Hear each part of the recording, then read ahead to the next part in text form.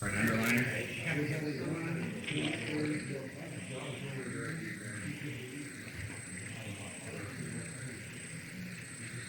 Okay, we're going to be on page 58.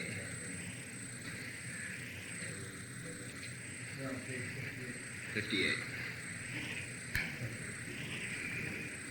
Okay, this is the chapter. Remember, the chapter titles are even interesting in the book. This is called How It Works. Now, the word how has a definition. The word how means the method by which something is done or accomplished. The method by which something is done or accomplished. And so, any of you who have ever been employed and had to train a newcomer in your job, show them how to sell something or how to make something, how to perform a procedure or any of that. See, what did you actually have to show them? How to do it. See, and part of showing people how to do things, see, is we also tell them what doesn't work, don't we? See, we see them making a mistake, and we go, oh, wait a minute, see, we've tried that for a while, and that doesn't work, see, so, see, and we do that in an effort to help them to become efficient at whatever the job is that we're training them to do. Does that make sense to everybody? And that's any kind of training, Army training, high school, anywhere you go.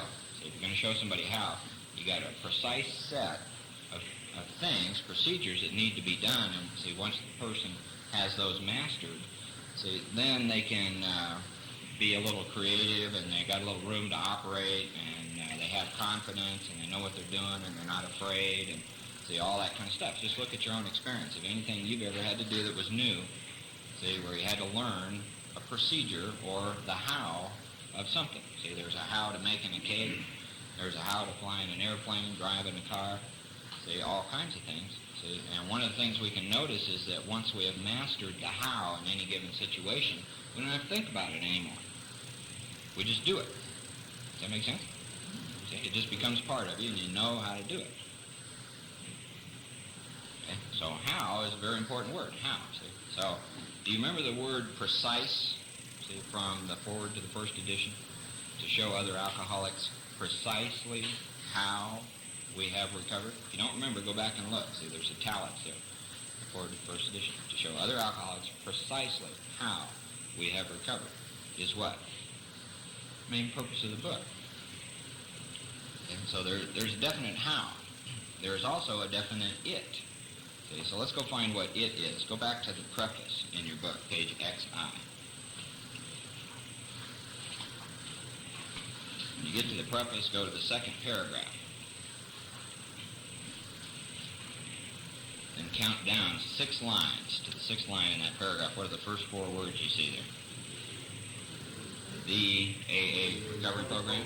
See, that's it. See? There ain't some other program. See? There's just one program. People either do it or they don't do it. See, everybody that doesn't do it has their own program. But that's not the AA Recovery Program. Okay. So how is the method. See, it is the recovery program. Okay. Now, in order to have this chapter mean anything, so there's something that we have to be convinced of. Okay, so let's go back to page 25 now, to the middle paragraph.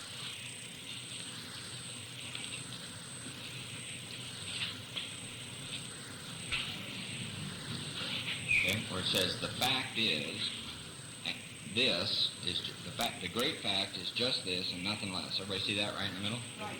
That we have had deep and effective spiritual experiences. Okay, now what's the chapter title on the top of that page? There is a solution. See, so that's the solution to a problem. What is the problem? Go back over one page to page 24, okay, and let's read the paragraph in italics. The fact is that most alcoholics, for reasons yet obscure, have lost the power of choice in drink. There is We are unable at certain times to bring into our consciousness with sufficient force and memory of suffering, humiliation of even a weak or a month ago. We are without defense against the first drink. Okay. So, see, we're either powerless or we're not. See, that's step one, or it isn't. There isn't a choice. We are going to relapse. So, if we can admit that, then there's a solution to it. The solution that we see over here on page 25 has got nothing to do with meetings, does it? See? It doesn't have anything to do with dealing with our feelings or finding a little child within or hugs or activities or barbecues. See? The solution is, see, the great fact. It's just this and nothing less than this, and it's about a deep and effective spiritual experience. See? And all of us have to be convinced of those two things, because those are step one and step two. See? They're either true or they're false. See? If they are false in our mind, see, then we won't work the steps. We think we have power. We think we can solve the problem. We think we can do whatever we think we can do. Okay, now let's go all the way over to page 155 and read about Dr. Bob getting 12-stepped by Bill Wilson. See, a lot of people don't understand this, see, but Dr. Bob wasn't convinced. See, when Bill Wilson 12-stepped him. Let's go to page 155, right in the middle of the page. There's a couple of books in there. Anybody else need a book? Okay, right in the middle of the page. The story here in A Vision for You is Bill Wilson in Akron. See, 12-stepping Dr. Bob says, when our friend, so the word friend there refers to Bill Wilson. Everybody with me? Middle of the page. That's Bill Wilson. So when our friend related his experience, see, now what was his experience? See, what was he telling Dr. Bob about? See, he was telling him not only how he drank, but what solved the problem. See, that's his experience. See, it's spiritual experience as well as drinking experience. Okay? So when our friend related his experience, the man, now the man is Dr. Bob, agreed, see, he was convinced, see, that no amount of willpower, see, he might muster could stop his drinking for long. See, he knew he was a real alcoholic, see, and that he was without defense. See, his own drinking career proved that to him. A spiritual experience, he conceded. Remember page 30? We learned that we had to fully concede to our innermost self that we were alcoholics. See, a spiritual experience. See, not a bunch of meetings or hugs. See, a spiritual experience, he conceded, was what? Absolutely necessary. Have you conceded that? See, that's what you need to know about yourself. See, have you conceded that a spiritual experience is absolutely necessary to your recovery? Okay, now here comes the balk. See? But the price seemed high upon the basis suggested. Okay. Now remember page 14, simple but not easy, a price had to be paid. See, what price was Bill laying in front of Dr. Bob at that point? What are you telling him the price for the spiritual experience was? Steps. Everybody see that? See? Upon the basis suggested. What was the basis suggested? The steps. See? What's Dr. Bob doing? No way. See? So let's see what happened to Dr. Bob as a result of no way. Okay? He told how he lived in constant worry about those who might find out about his alcoholism. He had, of course, the familiar alcoholic obsession that few knew of his drinking. Why, he argued. See the God of reason in Dr. Bob here? See? Everybody remember the God of reason from chapter 4? Why, he argued, should he lose the remainder of his business only to bring about still more suffering to his family by foolishly admitting his plight, what's his plight? I'm a real alcoholic, to people from whom he made his livelihood. Anybody else in here gotten real noble? See? So, we go through our lives and we harm a lot of people, and suddenly, here are these steps which have to do with honesty and amends, and we get really noble. Oh, this might affect somebody else. I can't do that. It might affect somebody else. Okay? It says he would do anything, he said, but that. But what? The steps. Anything else. All right, see, so you guys see where you are with that. I'll do anything but the steps. See, yeah, I'll hug. Yeah, I'll go to meetings. See, yeah, I'll deal with my feelings. Yeah, I'll do this, I'll do that. See, but I ain't going to do the steps. Okay? Being intrigued, however, he invited our friend to his home. Sometime later, and just as he thought, where is he thinking this?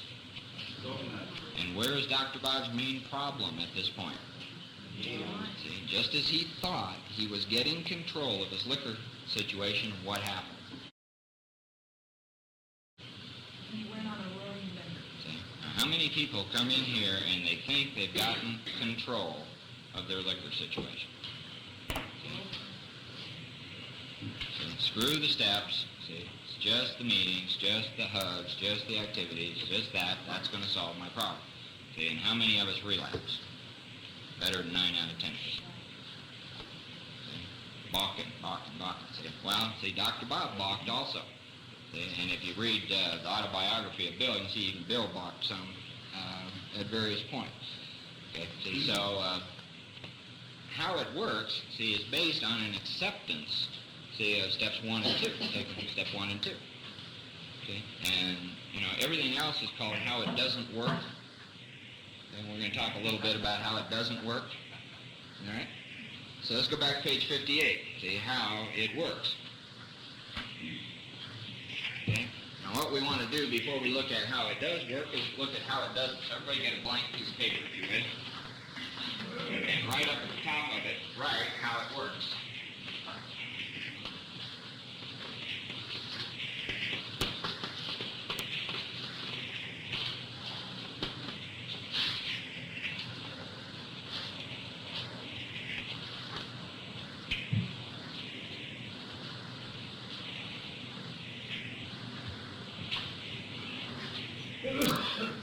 Okay, everybody got that? Now, just drop down a little bit, see, and write your favorite AA cliche right in here somewhere. This is one of my favorites. Fake it till you make it.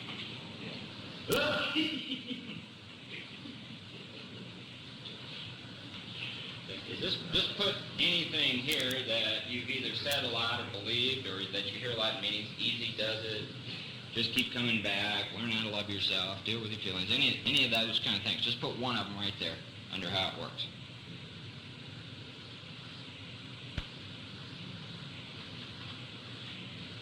Okay, everybody got that? All right, drop down a little bit, see, and put the following things. Number 1, good luck. Period.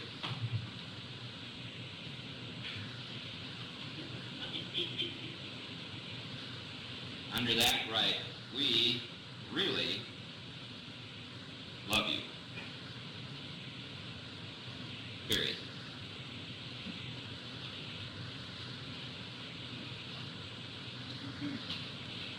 Everybody got that? And the last thing down here is right. The end.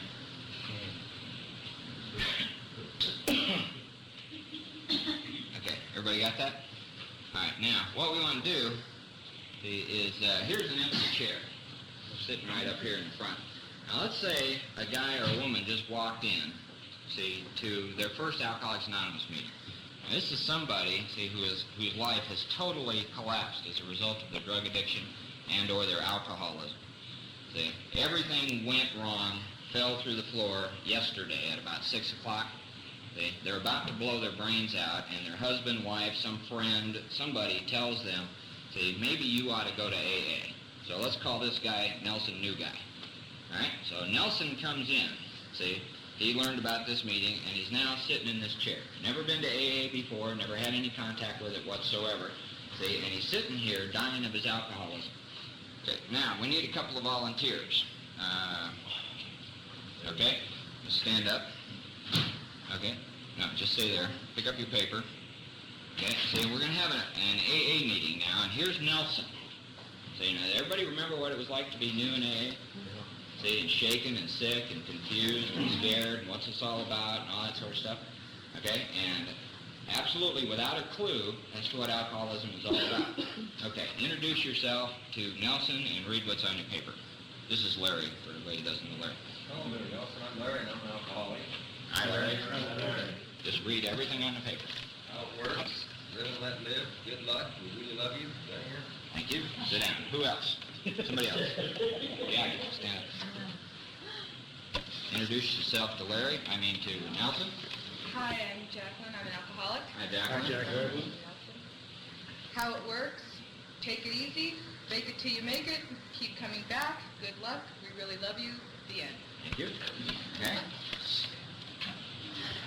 You got one? You got one, Fred? Now color. Hi, Fred. Hi, Fred. See, make it, coming back, get better, one day at a time. The end. Richard? Everybody getting the point here? I think it's Richard, I've done all. How it works. Feel, feel, and feel. Good luck. We really love you. Great. Anybody else? Tom? My name is Tom, I'm not an author. Hi, Tom. Here's how it works. I seek to understand rather than to be understood. Don't drink and come to meetings. Good luck. We really love you. Great. Virginia? How it works. Don't get too hungry, angry, lonely, and tired. Good luck. We really love you. The end. Super. Red? Yeah. Who's got it?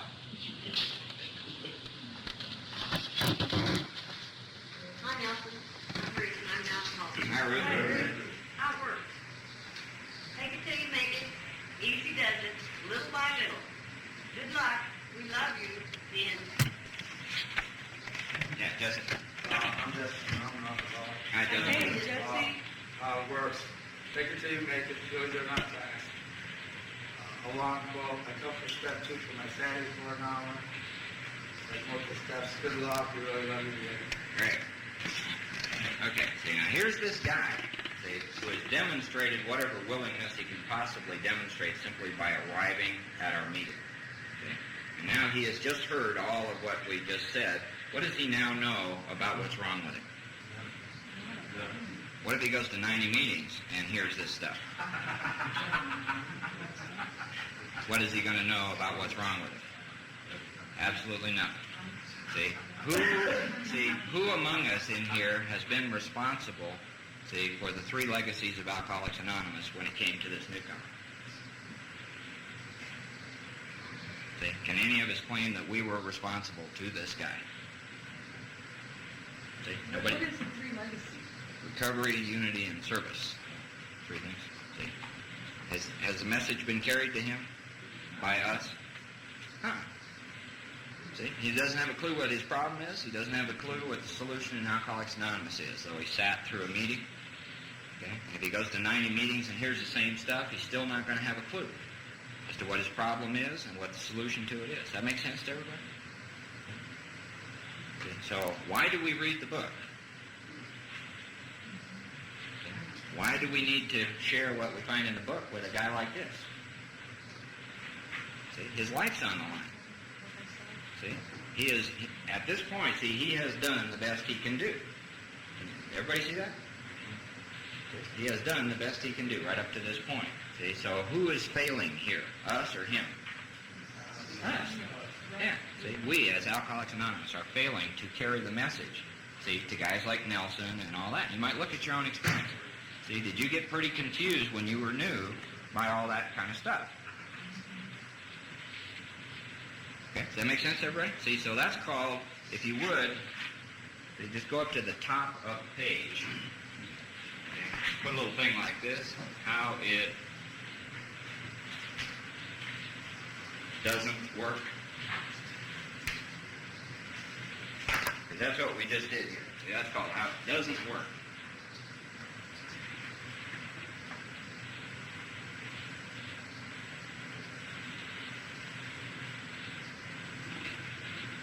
Okay, and now we're going to start looking at how it works. Okay, see, and this is very clear cut. See, and one of the things you'll notice, see, is that we go through, as we go through how it works, see, and chapter 6, which is into action, and working with others, see, which is chapter 7, you won't see any of these cliches there anywhere. See, they're not in here in any form. See, in the program of action in Alcoholics Anonymous. See, we do find Easy Does It in the book, and we do find Live and Let Live in the book. Anybody know where we find those? About, yeah, at the end of the chapter to the family afterwards. See, referring to somebody who's trying to solve a problem other than alcohol. So here we all need an open mind, see, because we want to find out how, which means what? The method by which something is done. It, which is what? The program of recovery works. Okay, rarely have we seen a person fail who has thoroughly followed what? Our path, right. See, what is the path? Rick just said it. It's the steps you see over on the next page. That's our path. See, so to thoroughly follow that path, see, they're saying will produce a spiritual experience which brings about recovery from alcoholism. Okay, what's the opposite of that sentence? Almost never do we see people with their own program recover. See, does that seem to be our experience in Alcoholics Anonymous? See, how many of us relapse? Most of us got their own program. Okay. Rarely have we seen a person fail who is thoroughly. Everybody know what thorough means? Complete and done through to the end. Okay? Now, how many folks in here have made a phone call in the last 2 or 3 days? Any phone call? Just about everybody? Okay, now when you made that phone call, did you dial 5 numbers? No. Did you dial 6 numbers? No. Did you dial the first 2 numbers? See? Did you take the numbers in the phone number and just punch them in at random, or did you do them in order? And how many of them did you do? Okay, all 7? See? When you make a phone call, why do you do all 7 numbers in order? It's the only way it's going to connect. See? And everything less than all of the numbers in order is something called how it doesn't work. See? Everything other than all the numbers in the correct order is called you don't get to make your phone call. Everybody see that? See? Now what, we got 12 steps up here, right? Thoroughly followed our path, complete and done through to the end in what order? 1, 2, 3, 4, 5, 6, 7, 8, 9, 10, 11. See? And they're in that order because that's how it works. And what do you think some other version of that will produce? How it doesn't work. That ought to seem pretty simple to everybody, right? Okay, so the first thing we have to understand about how it works is there's a reason why it's the way that it is. See, because it works. See, and we just look around at our own experience and other people we know in AA, we can see what doesn't work if we got an open mind and our eyes open a little bit. See, because there are just tons of things that don't work. There's only one thing that we know of for sure that does work. Okay? So rarely have we seen a person fail who has thoroughly, complete and done through to the end, followed our path. Okay. Those who do not recover are people, see, not assholes and jerks and wimps and slime balls. See, they're just people, see, who cannot or will not. See, cannot means you're incapable. Will not means you won't. See, but the interesting thing about whether we're cannot or will not, we get the same results. We don't recover. See, so we got people in AA who can't. See, and we got people in AA who won't. What happens to all of them? Relapse. Yeah. Observable evidence. See? So those who do not recover are people who cannot or will not. What's the next word? Complete. See, so as we get into how it works, we keep finding these words, these no loophole, no cha-cha kind of words. Thorough, complete, see, abandon, utter, see, all that kind of stuff. All these words alcoholics hate. Anybody in here ever hate, having to follow directions? And am I the only one? Yeah. Right. Okay, so those who do not recover are people who cannot or will not completely give themselves to what? This simple program. Ask yourself, have you given yourself completely to this simple program? See? It's to the program. It's not to the people in the meetings. It's not to AA. See? Going to meetings is not the program. See? There's this whole thing that has happened in AA over the years. Everybody says, I'm in the program. Are you in the program? See? But what do they mean when they say that? Meetings, hugs, activities, barbecues, all that. See, that's not the program. Never was the program. This is the program. It's the only program there is. Okay? So completely give themselves to this simple program. And these are usually men and women. All right, all men in here, raise your hand. Okay, we got men in here? Right. All right, we got any women in here? All women, raise your hand. Okay? So people who don't recover are men and women, see, who are constitutionally means by birth. See, fundamental, your very nature, fundamentally incapable of doing what? With who? See, not in a meeting, not with your sponsor, not with your therapist or your husband or your wife. See, it's honest with who? Yourself. See, and people who can't be honest with themselves don't make it in AA. Now, what percentage of people don't make it in AA? 9 out of 10 of us are better. What does that tell us about their capacity to be honest with themselves? Incapable. See, what does that tell you about the level of discussion you're likely to hear in an AA meeting? Is it honest? See, it's probably not too honest. See, a lot of us like to kid ourselves about the depth of honesty going on in our groups and things. See, but if we're all relapsing, what does that tell us about our ability to be honest? Ain't much of it there. Okay, it says there are such unfortunates. They are not at fault. They seem to have been born that way. See, so now we've seen the word constitutionally, and then the term born that way. Okay, and then you're going to see the word naturally. See, they are naturally, and that means the same three things. See, constitutionally, born that way, and naturally. See, all refer, see, to an inability of the person by their very nature to be honest with themselves. See? Have you questioned that in yourself? See? Have you asked yourself, do I even have a capacity to be honest with myself? They seem to have been born that way. They are naturally incapable. Everybody know what incapable means? Yeah? Yeah, all of that stuff. Okay, see, but it's a good word to look up in a dictionary if you're not familiar with it. See, incapable means you can't do it. See, so they're naturally incapable, see, of grasping, number one, and developing, number two, a manner of living, see, which demands rigorous honesty. See, now since so many people think that the meetings are the program, see, and that the activities are the program, ask yourself, do the meetings demand rigorous honesty? Do the activities in AA demand rigorous honesty? See? Do the dances and the barbecues and the conventions demand rigorous honesty? No. See, most of us don't even have a sponsor who demands that we be honest with ourselves. Okay? So what is the way of living if those things don't demand rigorous honesty? Steps. They do demand rigorous honesty. See? Everybody, does that make sense? See? So the way of living is not the meetings and the activities. The way of living is the steps. See? And the steps do demand that we be rigorously honest with ourselves. Okay, now I need some help. Craig, come over here. Okay, hold your right hand up like this. Okay.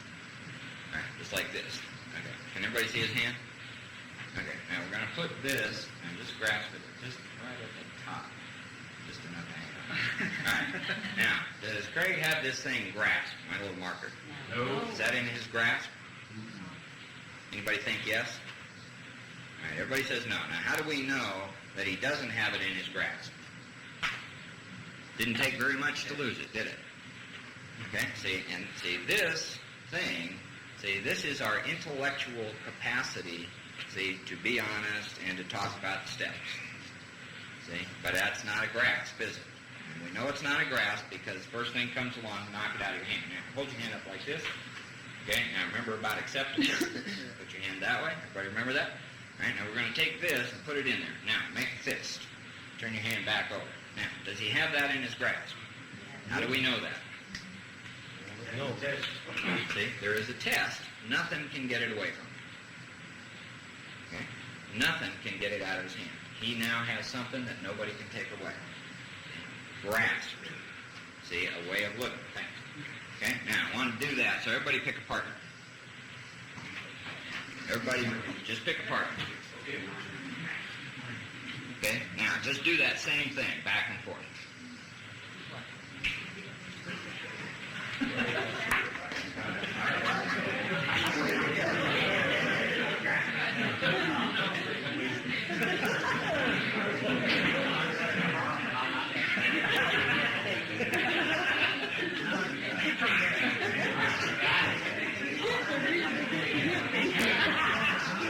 Go ahead, take it all out like that.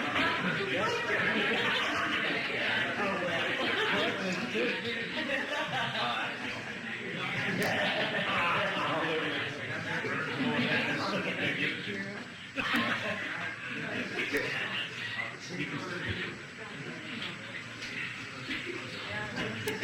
to do it?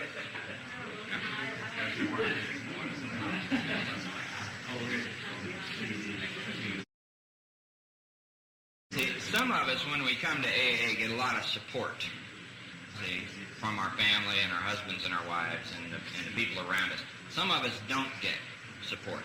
See, some of us have people who are trying to prevent us from being sober.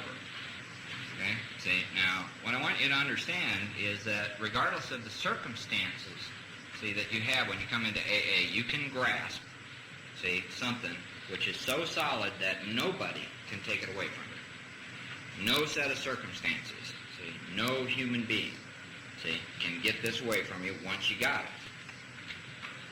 See? We all need to understand, see, that you can have what they used to call in the old days of AA, the kind of sobriety, see, that will withstand any and all circumstances. See? The world is not going to be your slippery place anymore. Okay? See, no matter where you are, once you have grasped what we're talking about. Okay? See, but it needs to be grasped. See, not talked about. Okay? Now, what's the only way to grasp it? You got to do it. See? Grasping and developing. See? So grasping is steps 1 through 9. Developing is steps 10 through 12. See? Grasping and developing a manner of living. Now, what is the manner of living that you grasp by doing the steps? See, the spiritual principles that we see embodied in the steps. A manner of living which demands what? Rigorous honesty. Okay, now I need Kristen's help. And the way I'm going to do that is to steal her purse. Okay. I got Kristen's purse. Now, request that I give you your purse back. Just make a request that I give it back. Cool. Okay, but I don't really give it back. She requested that I give it back. I faked it, see, and I still have the purse. Now, demand that I give it back. Okay, everybody notice a little difference in where she's coming from with the demand? I still don't give it back. Demand again. Or what? Right. Okay. Okay, did everybody hear her? Yep. Okay, now see the difference between a demand and a request, see, is that just south of any demand there are implied consequences. See, there aren't consequences behind a request, but have you ever gotten a demanding letter from a creditor, for example? See, or had your husband and wife demand that you do something, under pain of divorce, no sex, whatever. Okay, see, can you see, does that make sense to you? Mm-hmm. See, so behind every demand, there is an implied consequence. Now, let's look at what the sentence says here. See, a manner of living, not that requests rigorous honesty. See, it doesn't suggest that we maybe somehow think about getting honest with ourselves somewhere along the line if we feel like it. See, it says it demands rigorous honesty. Now, what is the threat behind the demand? Relapse. Very simple. See? Continued drinking and eventual death. If you do drugs, continued drug use and eventual death. See, that's what's right behind that demand. Rigorous means strenuous, painstaking. See? And honesty means what? Does anybody know what honesty really means? You ever looked it up in a dictionary? See, I would see that, people say get honest. See, to me when I was new, you ever had anybody, hey, get honest, that kind of stuff? See, to me, the word honest meant, yeah, I took the cookies. See? That was pretty much it. See, somebody found their cookies were gone, they came and accused me of it, and if I was going to be honest, say, yeah, I took the cookies. See, and that's what I knew about honesty. See, but look it up in a dictionary and see words like sincere, real, genuine. See, not self-deceived, based on fact and truth. See, it ain't just about, yeah, I took the cookies. See, so if you're not real clear about the word honest and honesty, look it up in a dictionary. Check it out for yourself. See what it actually means. See, a way of life that is real, genuine, sincere, based on fact and truth. Okay? So they are naturally incapable of grasping and developing a manner of living which demands, doesn't suggest, it doesn't hint at, See? Doesn't pat us on our little popo and say, well, you're too screwed up to be honest. We understand that. It demands rigorous honesty. Okay, but the way of living is the 12 steps. Okay, now for people who can't get this, let's all read the next sentence. Their chances are less than average. Okay, now, once again, how many of us relapse in Alcoholics Anonymous? 9 out of 10. What does that tell us about the capacity to be honest? See, that most of us seem to exhibit. Okay, there are those too who suffer from grave emotional and mental disorders. Now, I had a couple of those. I was diagnosed as severely depressed, diagnosed as having an anxiety neurosis, severe, paranoid. See, those are grave mental and emotional disorders. To me, those were normal for most of my life. See? It was just the condition I was in, see? And I considered it normal. See? So I suffered from some grave mental and emotional disorders. Now, some of you might have the same thing. See, and there are mental and emotional disorders which are graver than those. Okay? See, but look what they have to say about that. See, there are those too, and that might be, it's certainly me, it might be you, who suffer. See, it doesn't say who choose to be this way. See, do you choose to be mentally and emotionally screwed up? Who suffer from grave mental or emotional and mental disorders. See, but many of them, what are the next two words? Do recover. What's the requirement? If they have the capacity to be honest. Okay. See, and when we get over to the chapter called Family Afterward, they talk about being miracles of mental health.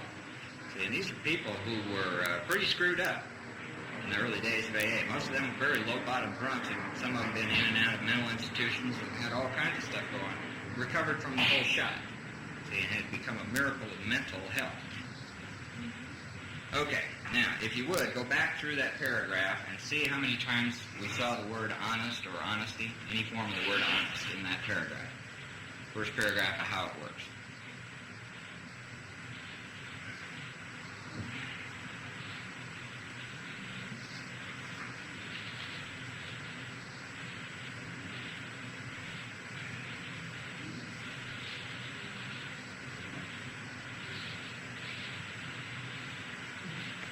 What do you find? 3. Everybody come up with 3? Yeah, that's what I count too. All right, now go back through the paragraph. So you can see how many times you see the words drink or drinking. No. Meet or meetings.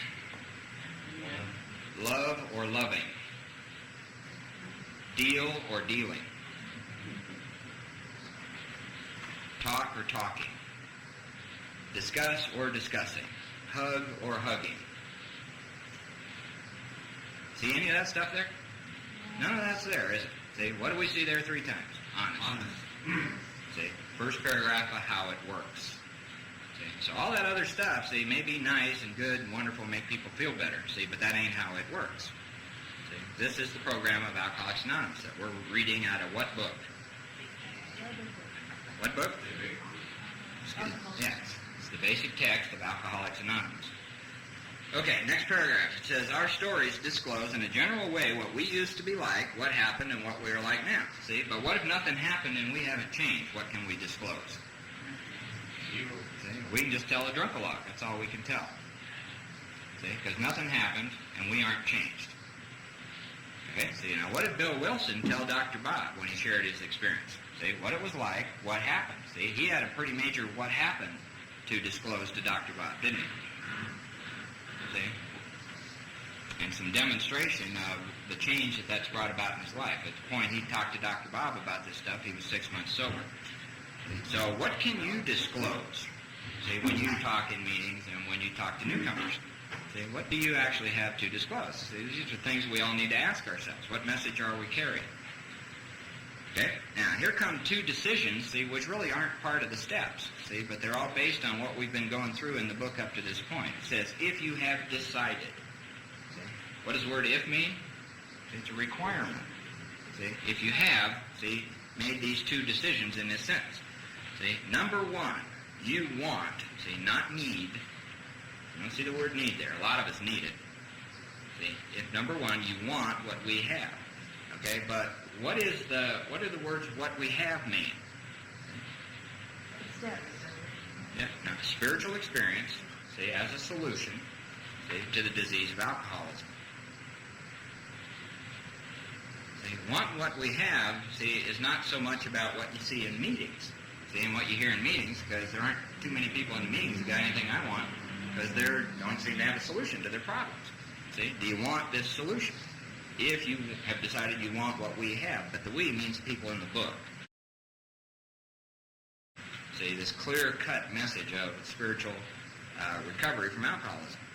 See, so if you want what we have, number one, see, and number two, see, you are willing to go to any length to get it. See, now what does that mean, going to any length? That means working the steps. Let's go back to page 14. The paragraph right at the top, it says, simple but not easy. What's the next sentence? Second half of it, right? Yeah. Who's going to pay the price? Can your sponsor pay the price for you? Can your husband, wife, parents, or kids pay the price for you? See? Is there a price? Let's read the next sentence after a price has to be paid. And destruction of self-centeredness. See, are you willing to pay the price of destroying your own self-centeredness? Remember chapter 3? What was the state of mind that gets an alcoholic drunk again? I, me. I'm concerned about me. I. Self-centeredness. See? Are you willing to pay the price? Because that is the price, see, for spiritual experience. See, self-centered people don't get to be spiritually awakened. See, self-centered people get to be drunk again. Are you convinced of that? Does it make sense to you yet? Are you open-minded to it? See, is this book full of shit? Okay, so if you have decided you want, see, so notice that's different from what we have, which is a 12-step program that leads to a spiritual experience or spiritual awakening, see, and are willing to go to any length to get it. That means you're willing to pay the price. See, following the directions, the humility necessary to do that, being honest, see, cleaning house, trusting God, and putting your life on a spiritual basis, trying to help other people. See, all that's very clear here in the book. See, then you are ready to take certain steps. All right, see, so then can be, an hour away from your last drink. See, it could be 1 year sober. See, for me, it was about a year sober. That's when then I was ready. See, it had nothing to do with the number of meetings I went to. See, it had to do, see, with I could see nothing else was going to work for me. Okay, see, so you got to ask yourself if those two things are true about you. Have you decided you want what we have? See, and are you willing to go to any length to get it? See, because if so, then you are ready. See, so being ready has nothing to do with time in grade, as we used to say in the Army. Time in the program. See, it's got nothing to do with being 90 days sober or 9 years sober. See, and you hear a lot of that stuff in many of our groups. Oh, I take a step a year. See, I didn't get around to my steps till I was 4 years sober. See, anybody hear that stuff? Yeah. Yeah, all the time. See, that can be very deadly advice to a newcomer. Okay? Very, very deadly indeed. So, see, these are questions you got to ask yourself. See, whether these things are true about you. Because if these aren't true about you, you're not ready to take the steps. So you're still hanging on to something, thinking that something else is going to work. See? That you don't need to do these drastic and revolutionary things that we talk about as a program of recovery in Alcoholics Anonymous. See, so if you find that these are not true for you, don't beat yourself up or apologize. Just take a look. Say, why isn't it true about me?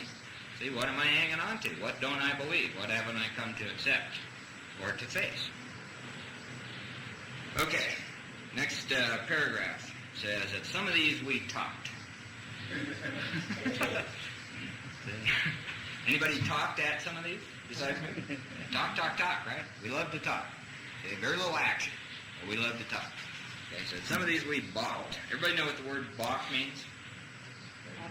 Anybody does? Huh? Yeah, it actually means to start and to stop. You know how a balk in baseball is called? You know, you start throwing the ball towards the plate, but you stop and you throw it to first base, and they call that a balk, and the guy gets to move on. See, it's literally got to do with starting and stopping. There's an archaic definition which is kind of interesting too. Right, loud. There's an archaic definition which is kind of interesting too. It's the mound of dirt that is left undisturbed on top of a grave. A grave. You know, the mound of dirt on a new grave? Yeah, That's called a balk. Isn't that great? Ominous warning, anybody? Okay, some of these we balked. See, if you're somebody here in Alcoholics Anonymous and you have balked or you are balking, see, don't beat yourself up about that. See, they're telling you that they balked too.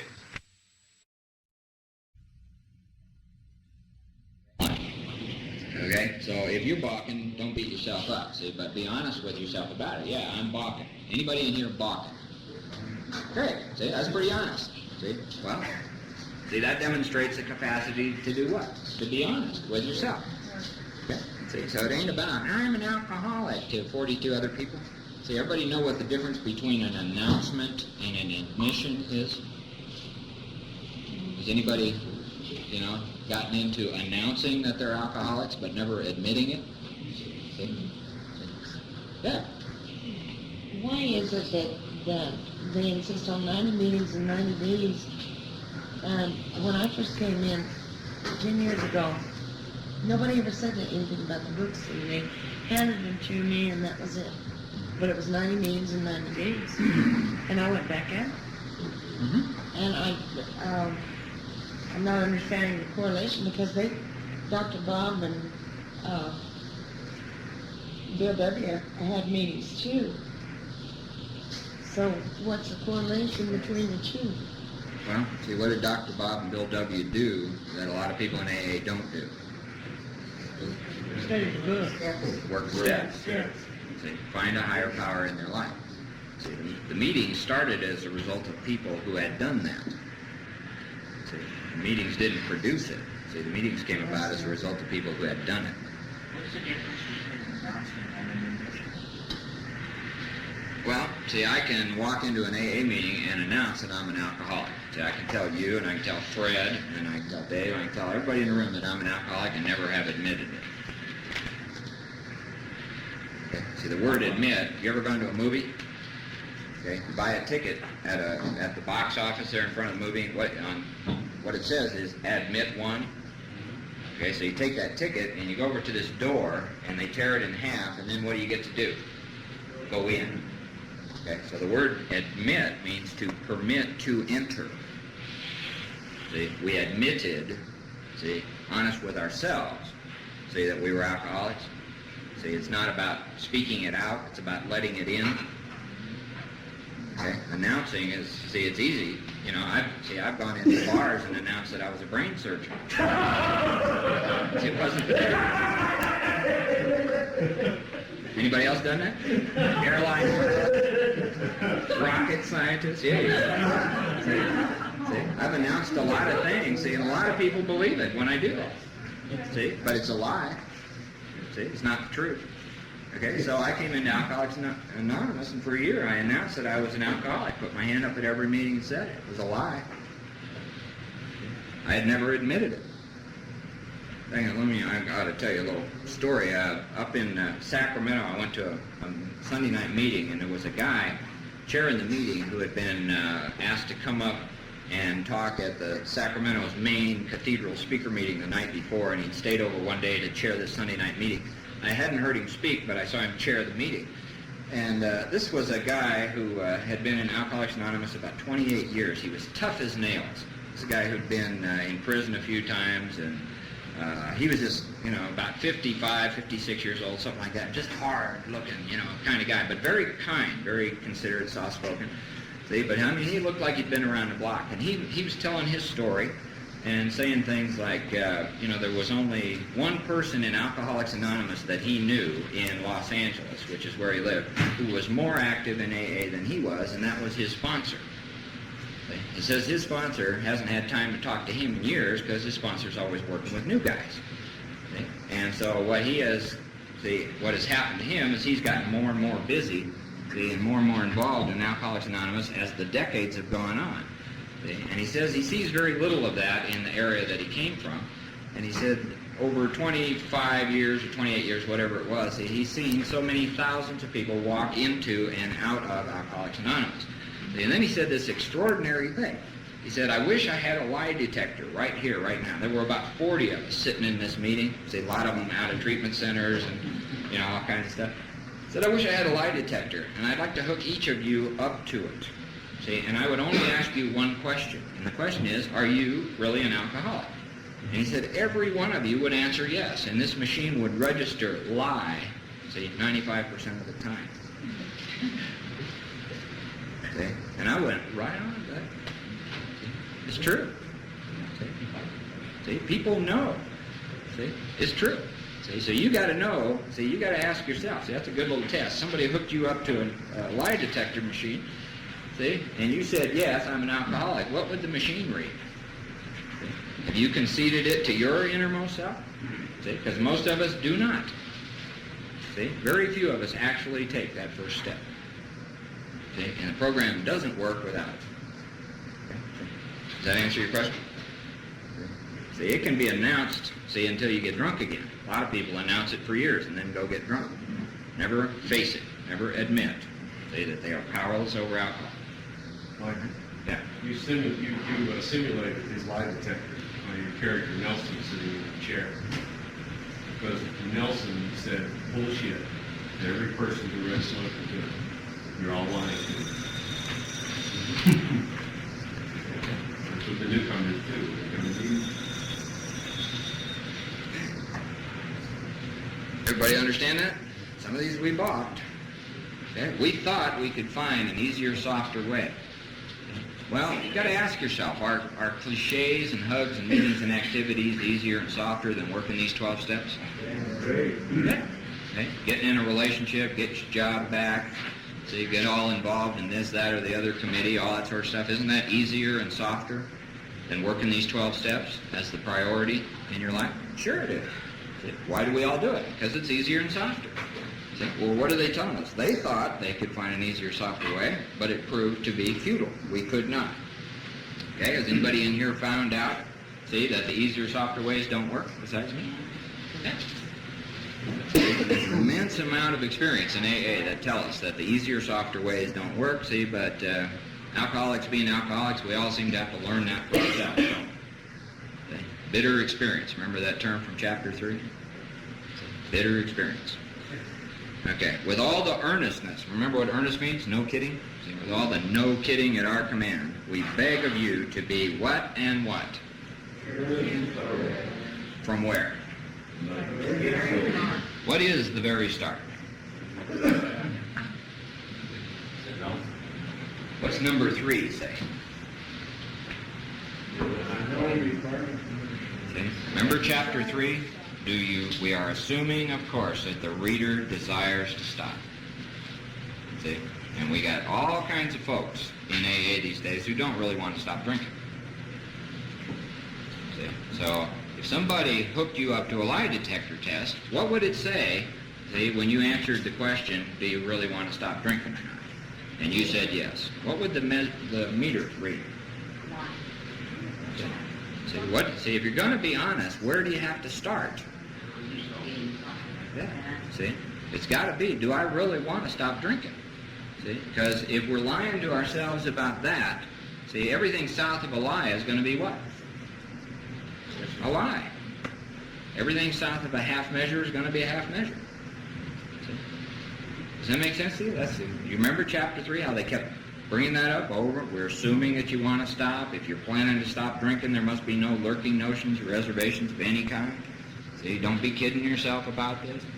See, are you here for your husband, your wife, your court, the job, get the heat off somehow? See, are you here because you really want to stop drinking alcohol and doing drugs? See, because these steps only work for people who really do want to stop and have found that they can't. Okay, does that make sense? So this is about how it works. So with all the earnestness at our command, we beg of you, see, down on our knees, we beg of you. See, why would they beg of you to be fearless and thorough from the very start? What do they know? See, about half measures and self-deception. See, in easier, softer ways. What do they know based on their experience? It doesn't work. Some of us have tried to hold on to what? And the result was nil. Everybody know what nil means? Zip. Yeah. See, the result was nil until we did what? Let go absolutely. Okay, now where do old ideas exist? In the mind. Where's the main problem with the alcohol? Some of us have tried to hold on to our old ideas, and the result was zip until we let go absolutely. What does absolutely mean? Totally. Without any reservations whatsoever. And then we start. Okay? Remember, last line now. Remember that we're here to deal with our feelings. Is that what your book says? No. Is that why we're here? To deal with our feelings? You got to ask yourself, what are you dealing with? You think the problem is your feelings? See? I mean, an awful lot of people come into AA and they think that's the problem. My feelings, my emotions. Okay? Nope. See? Remember that we deal with alcohol. Okay? Remember chapter 3? Cunning, baffling, powerful. Cunning means shrewd, sneaky, and sly. Baffling means deceptive. Okay? Powerful there with an exclamation point following it, means that we are powerless over it. See? We are without defense against it. See? Our feelings are not going to prevent us from drinking. Our emotions are not going to prevent us from drinking. I might really highlight that sentence. See? Remember that we deal with alcohol. See? Is that why you came here? See? Or did you come here for some other reason? See? Where are you with that? What have you thought? See? What are your old ideas in that area? See? Are you willing to let go of it? Remember that we deal with alcohol, cunning, baffling, and powerful. Without help, it is too much for us. See? But what kind of help are they talking about? Huh? Spiritual help? Spiritual help. Everybody pretty clear on that now? See, if you're not, let's go back to page 25 and read the last line on page 25. See, as a matter of fact, let's read the whole last paragraph where it says, if you're seriously alcoholic, as we were, we believe there is no middle-of-the-road solution. See, do you have a middle-of-the-road solution going on here? Okay. We were in a position. All right, let's all read. Which there's no return.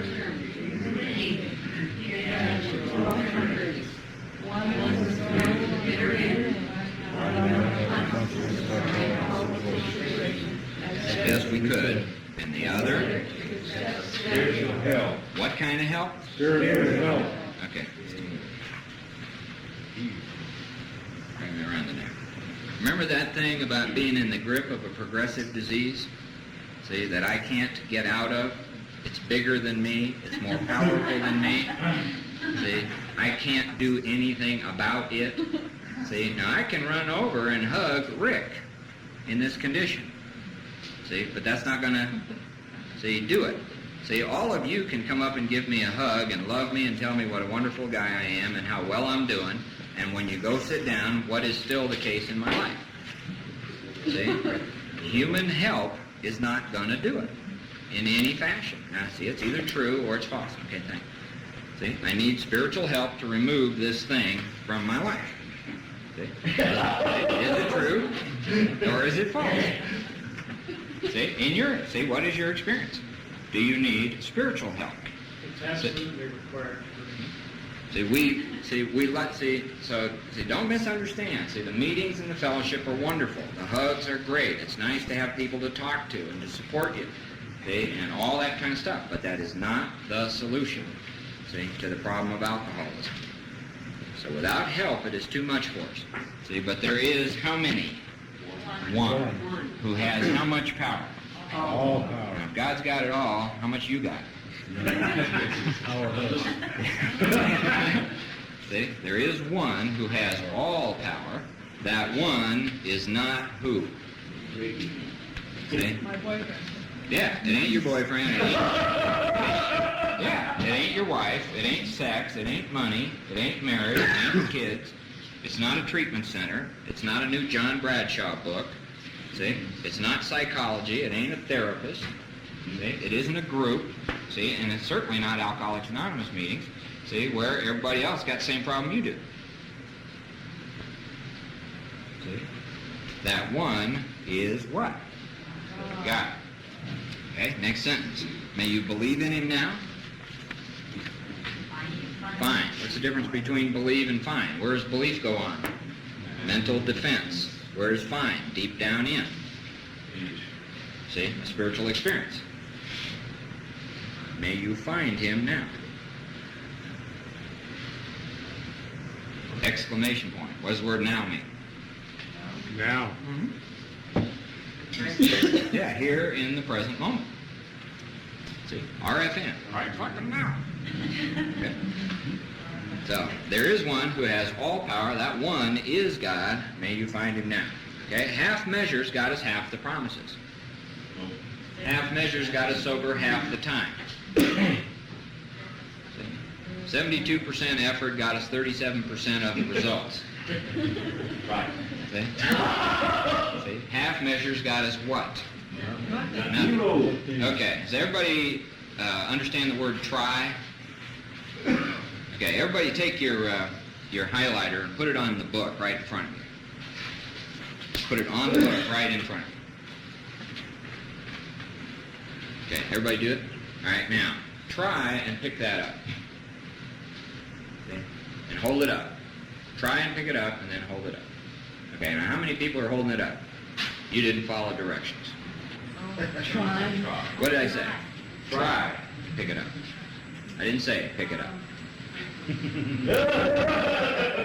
See, trick question. See, but how many times do we tell ourselves I'm trying? See, what is trying? Inaction. Yeah. See, you either pick it up or you don't pick it up. See?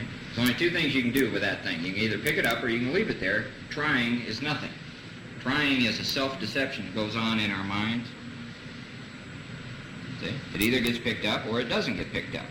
Okay? Now, what do we love to say? I'm trying, to the best of my ability, see, to follow the steps. Beep, honk. See? We're either doing them or what? We're not doing them. See? We're either decided or we're not decided. We have admitted or we haven't admitted. We have come to believe or we haven't come to believe. We have written an inventory or we haven't written an inventory. We've shared it or we haven't. See? We've made our amends or we haven't. Ain't no try. See? Try is a half measure. Half measures get us what? Nothing. Look at your own experience. See? How many things have you tried in your life and failed? See? Part of the smoking ruin of my life is all my trying. Okay. Well, I tried. See, I love to justify my failure in life. Well, I tried. I did my best. I tried. See, it just didn't work. See, anybody else do that? Anybody else in here a professional beginner in life? See? So just begin and begin and begin. Never finish anything. I tried. I tried and I couldn't do it, so I had to drink. That kind of stuff. Okay, see, half measures availed us. Who's the us? 100 men and women. Got them what? Nothing. All right, now, see, what is the consequences in your life to having nothing occur? Yeah, okay, so if nothing happens when it comes to your alcoholism, what's going to happen? Going to relapse. See? So half measures guarantee relapse. See? How many of us relapse? Most of us. See? Half measures availed us zip. See? We got to be decided. See, this makes it rather critical, doesn't it? Okay? We stood at the turning point. Ask yourself, do you stand there? See? Are you standing at the turning point of your life? Is it a life or death decision for you, this turning point? See? Whether or not I'm going to do this program, see, called How It Works, the 12 Steps of Alcoholics Anonymous. Is it that critical, that hairy for you? Is it a life or death decision for you? See? One of my favorite cliches in AA is no major decisions in the first year. What the hell is step 3? That is a major decision. It is a life or death decision, and it needs to be made by all of us who are real alcoholics as quickly as possible. Half measures got us nothing. We stood at the turning point. Do you? That's what you'd see. If you don't think you stand at the turning point, see, then only a couple of things can be true. See, either you're not a real alcoholic, see, or you're lying to yourself. See? It's got to be one of the two. Does that make sense? See? There's not. See, this is not weird, deep, psychological, mystical, religious voodoo, anything. See, it's just very clear. See, if you aren't at the turning point, and you may not see it that way, and it's just something you need to look at, see? You probably have concluded you're not really an alcoholic, see? Or you aren't really an alcoholic. See? One will be true and one will be false, see? But what are the consequences to you if you're wrong?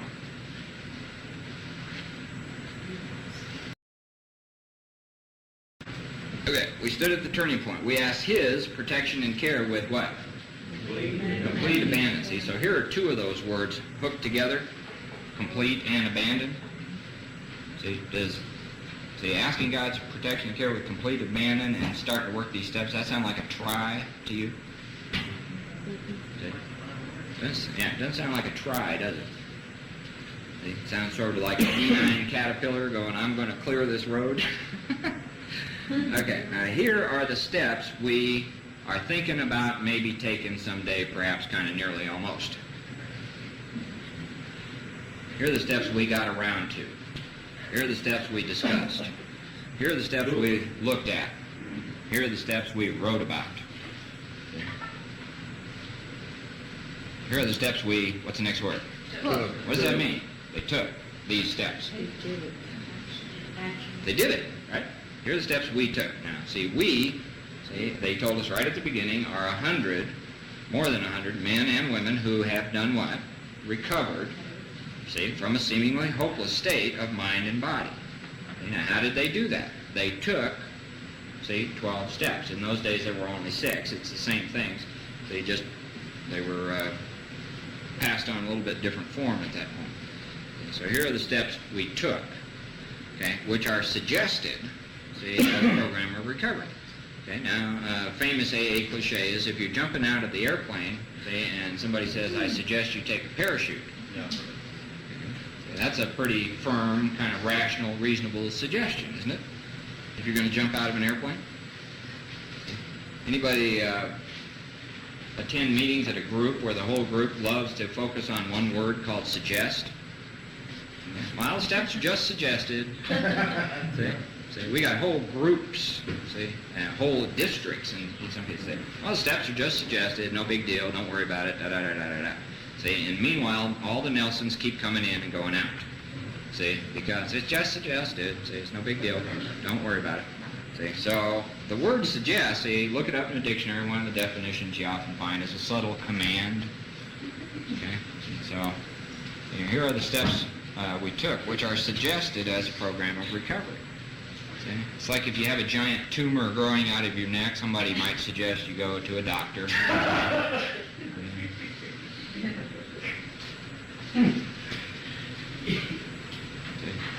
If you're sexually active out there, we suggest you wear a condom. It's just a suggestion. See, there are a lot of suggestions out there in the world, see, which make a lot of sense. You don't have to do them, right? See, but they are a matter of life and death. See, but nobody can hold a gun and make you go to the doctor for your tumor, and nobody can hold a gun and make you put a condom on when you're having sex. See, nobody's going to walk around, see, and babysit you in your life. See, but if you're an alcoholic, see, we suggest, in the same sense we suggest all these other things, see, this as a program of recovery. See, and see, we all need to understand this word suggest because everybody makes such a big deal out of it in AA.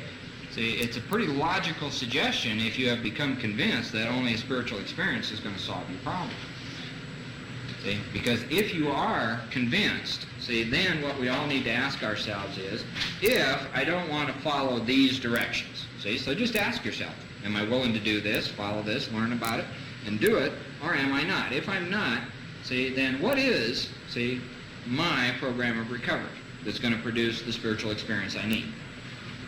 See, what do I know? What can I come up with on my own that's going to produce the spiritual experience that's going to solve the problem of my certain relapse?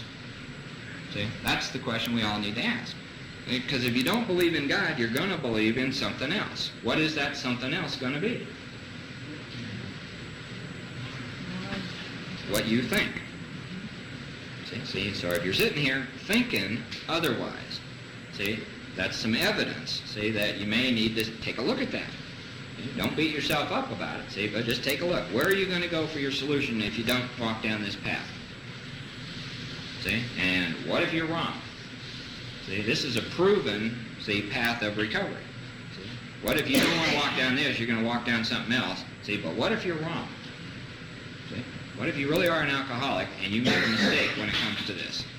See, might that have some life or death consequences for you? See, it's pretty hairy, isn't it?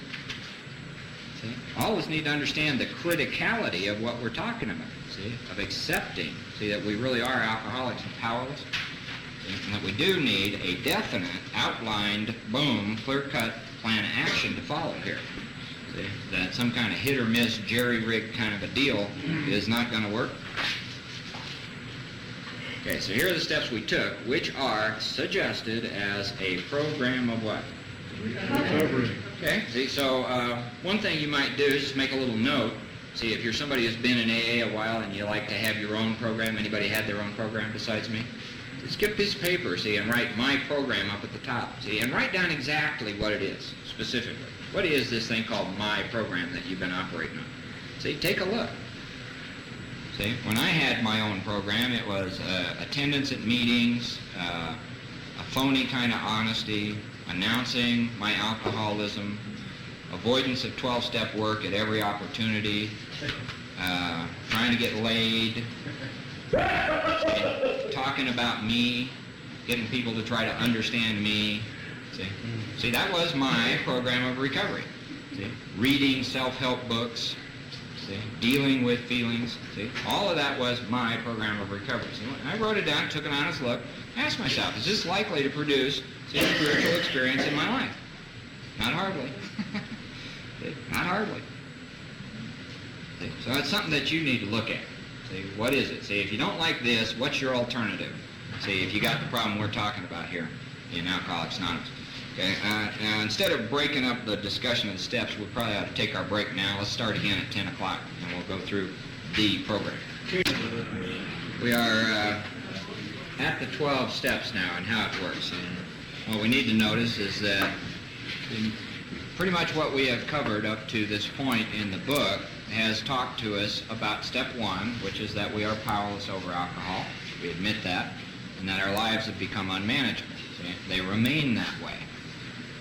And step 2, which is about coming to believe that a power greater than ourselves can restore us to sanity. See, so that's the beginning, see, of recovery, see, is to come to that belief. And then there is a program that brings that belief into fruition or our own experience. Okay? Now, we see all 12 steps here on page 59. We don't see the discussion of step 3 here on page 59. So, why is that? So step 3 is where? Anybody know? What page? 60. Yeah, 4 pages down from here. See, we find step 3, see, on page 62 and 63. Okay, now let's think about this just a second. See, very few of us buy a car over the phone. See, we generally go down and look at the car. Does that seem like a pretty reasonable thing to do? You go look at the car. You don't believe what somebody tells you over the phone. You want to make sure it's not all full of Bondo and, with a frame that's been out of alignment and it's got tires and rubber, and you want to look at the engine and the speedometer and all that kind of stuff. Open the trunk. See, everybody do that kind of stuff, whether you know what you're doing or not? Mm-hmm. Okay, see, now why do we do that? See, because we have to make a decision that's going to cost us something. See, when it comes to buying a car, see, and we want to check out what it is we're buying before we make the decision and either fork over the cash or write the check. Does that make sense? Mm-hmm. See, so wouldn't you logically check everything out before you made the decision and, say, paid for the car? All right, in the same sense, see, we find the 12 steps, all 12 of them, see, before we find the decision, see, in the program. Mm-hmm. See, so that we thoroughly understand what it is that we are deciding and agreeing to do once we make the decision. See, because the decision is about doing all of these things. It isn't about trying them or getting around to them or talking about them. It's about doing them, going into action. Right? See, so we're not asked to make a decision and then all of a sudden, see, out of left field, we're going to spring this inventory on you. Hey, wait a minute, you didn't tell me about that. And then we're going to spring these amends on. Oh, wait a minute, you didn't tell me about that. See? No, we're going to tell you the whole deal see, before you are asked to make the decision at step 3, which is the turning point of life. See, if you're really an alcoholic. So, everybody got that? See, so we need to understand all of the steps, what they actually are. And what you're going to see as we go through this is this might sound a little bit different to you than what you hear in your average AA meeting discussion about things. Okay, so let's start with the first step. We. Who's the we? See, admitted. What does admit mean? Let in. See, face the facts. See, you can't let something in if you're closed-minded, can you? See, you can't let it in if you're dishonest, can you? You can't let it in if you're unwilling, can you? See, you can announce it from now until the next time you get drunk, see, but to admit it requires those essential things we've been talking about. Honesty, open-mindedness, and willingness. Okay, so we admitted we were powerless over alcohol. See, does everybody understand what the word powerless means now? Got the allergic reaction in the body, never going to get rid of that, never ever be able to drink alcohol or do drugs safely. Okay? And an obsession that exists in the mind, which means we're going to do alcohol and drugs. See, it's that simple. If you got the allergy coupled with the obsession, see, the alcoholic will relapse. Absolute certainty. No human power, see, can prevent that.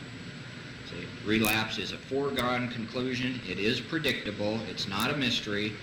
See, and how many of us relapse? Most of us. See, why do we relapse? We don't admit we are powerless over alcohol. See, but we think we do. See, we go to meetings and we announce that we're powerless over alcohol. We go to meetings and we say that we're real alcoholic, but have we admitted it? See, probably not. How do we know? Most of us relapse. See, so we admit it. This is the first step in recovery. So we had to concede to our innermost selves that we were what? Real alcoholics. Not a hard drinker.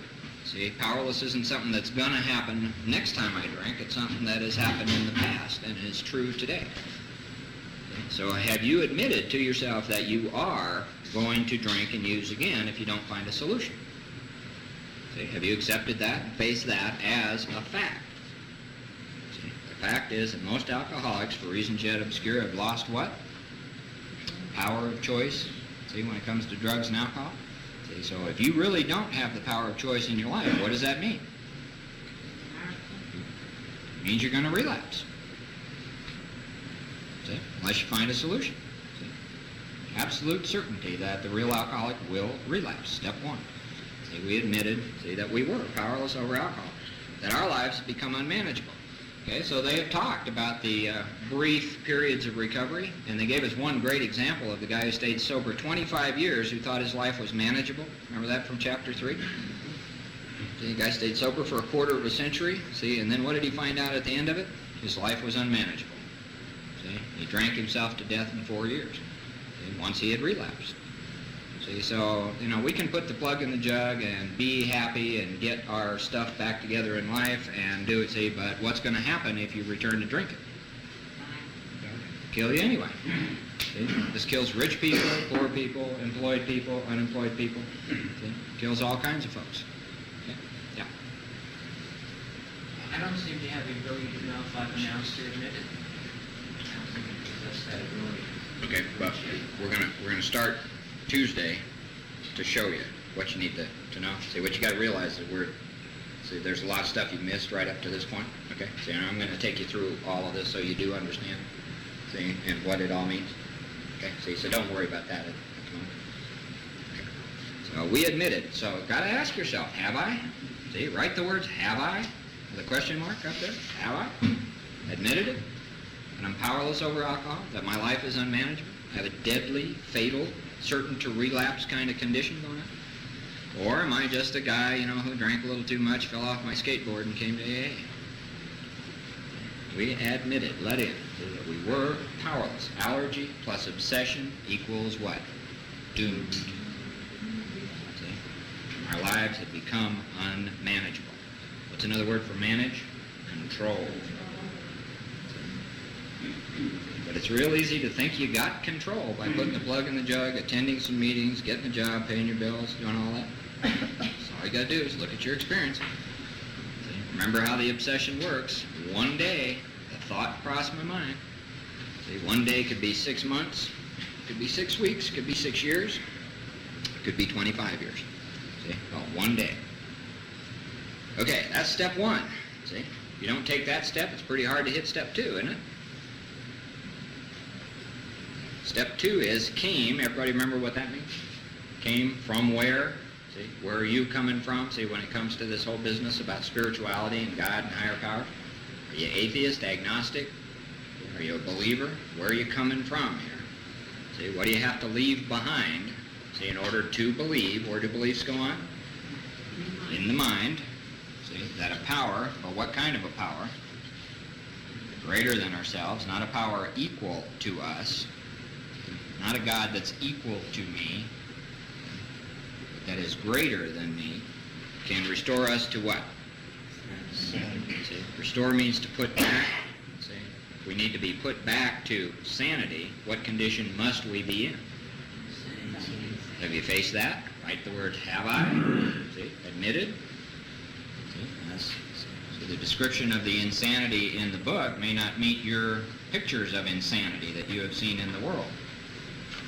The insanity we're talking about is that recurring, persistent thought, see, that does not respond to reason, the obsession to drink alcohol and do drugs and do that safely, regardless of the consequences.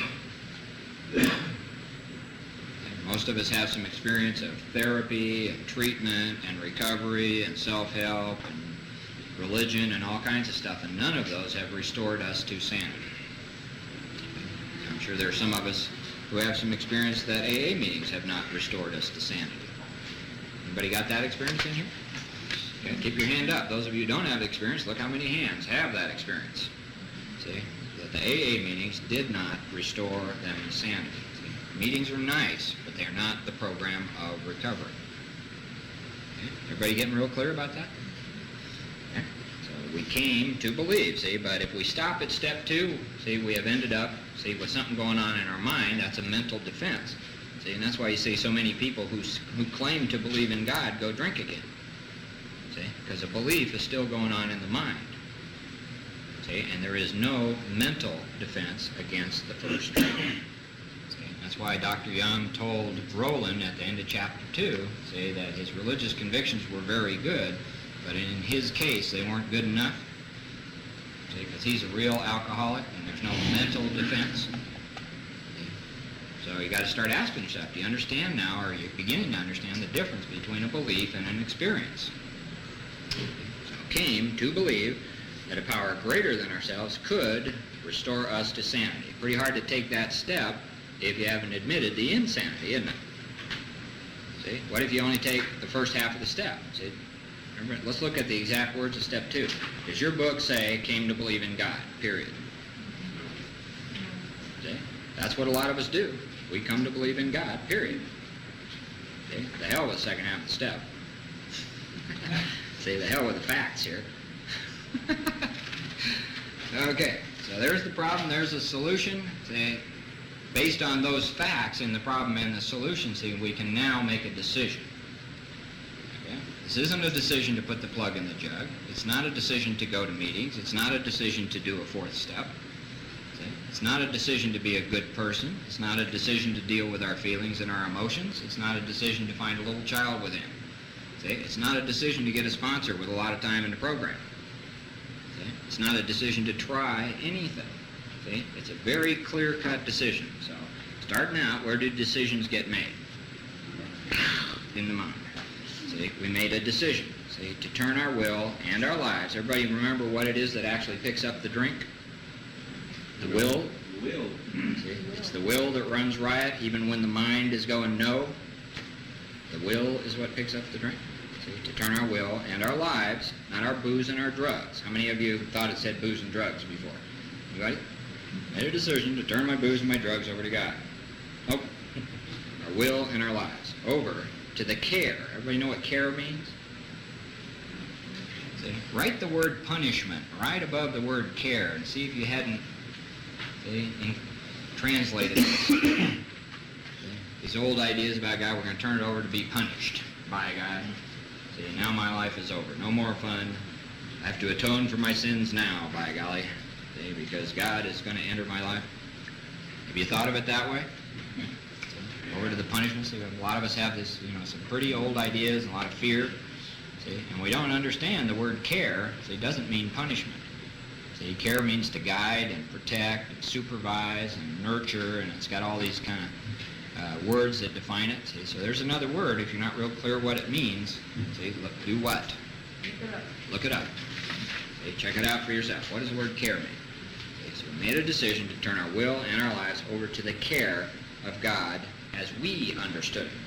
See, not as your parents understood him, not as the religion you left understood him, see, not as your guru somewhere along the lines understood him, or as the New Age people understand him, or as even people in AA understand him, as we understood him. See, so you can have your own conception of God. Nobody can tell you what that is. Perfectly okay for you to think of God as a higher power in any way that you want. See, as long as the way you understand God is as a power that's greater than you that can and will restore you to sanity. See, that's the requirements that get put on that. Okay, now, everybody have an index finger? Hold up your index finger. Everybody's got one of these, an index finger? Take your index finger and cover up the first 4 words of step 3. Put that finger on the first 4 words of step 3, and then let's all read what remains out loud. Turn our will and our lives over to the care of God as we understood him. See, but that's not the step, is it? See, turning it over is not the step. See, it's made a decision. That's the step. See, at step 3, no turning has happened. See, you're not required to turn anything.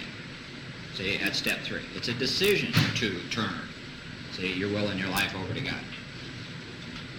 See, that changes the whole meaning of it, doesn't it?